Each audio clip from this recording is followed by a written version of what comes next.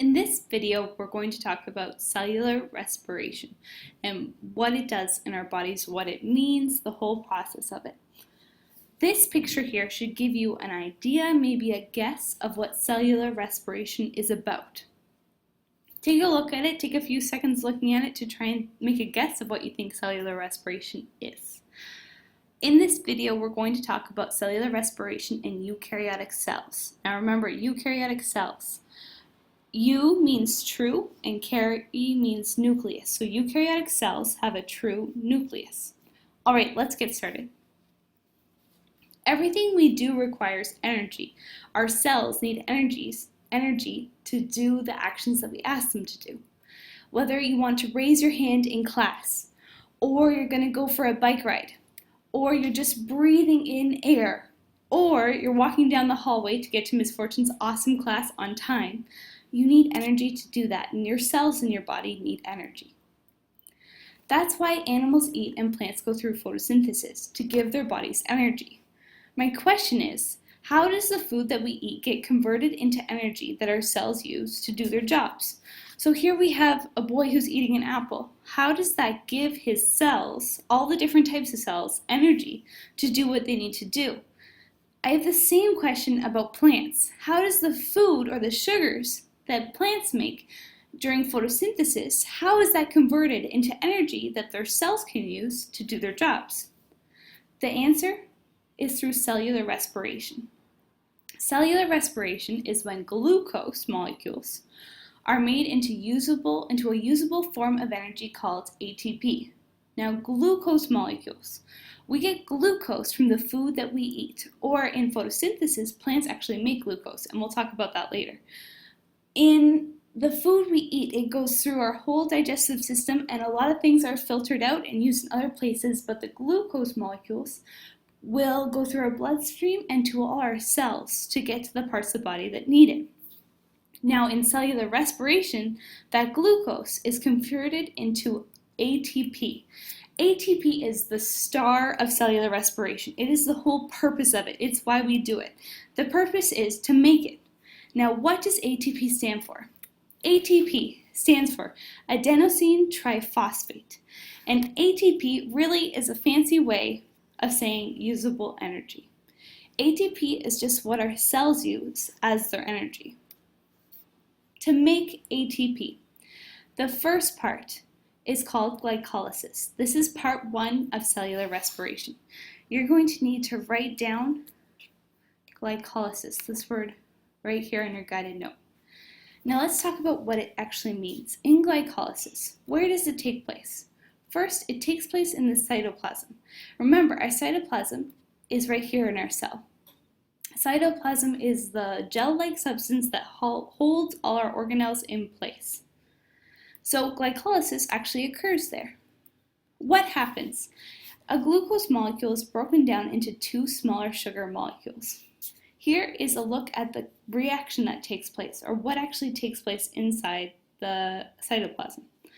First, we have our glucose that's come to us from the food that we ate, or in the case of plant cells, when it made it. So we have glucose in the cytoplasm.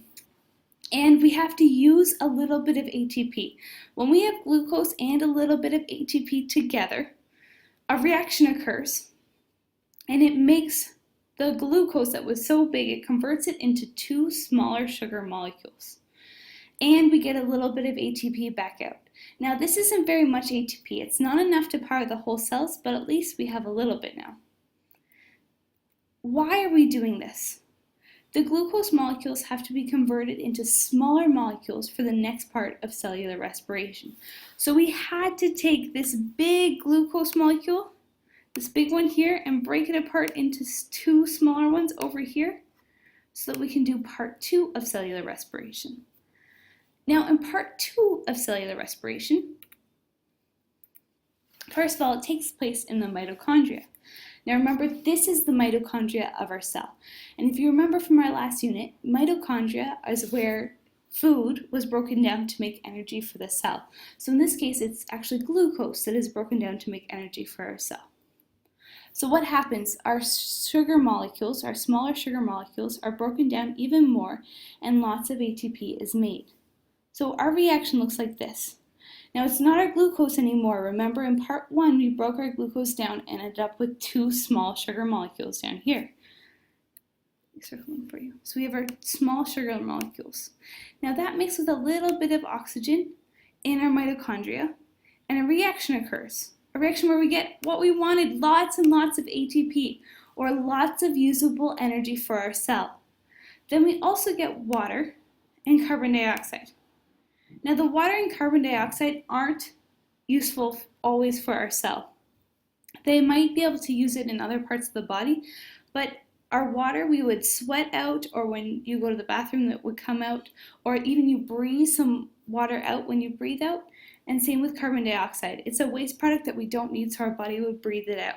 But what we do need, the whole purpose we went through this cellular respiration was to make lots and lots of our ATP. So why did we do it? We needed ATP. And that's actually the process of cellular respiration. That's the whole thing. Now let's look at some of the parts of our chemical reactions. The first thing to know about chemical reactions is we have 2 parts. We have our reactants, which are the parts that go in, and our products, which are the parts that we get out the other side. So if we look at part 1 of cellular respiration, which was glycolysis, our reactants, the things that go in, are the glucose and the ATP. And when they're combined, we get our products, which was our small sugar molecules and our ATP. In part 2, the really interesting part is one of our products from part 1, our glycolysis, our small sugar molecules, is used as a reactant in part 2. It's combined with some oxygen, and our products, what we get, is lots of ATP, water, and carbon dioxide.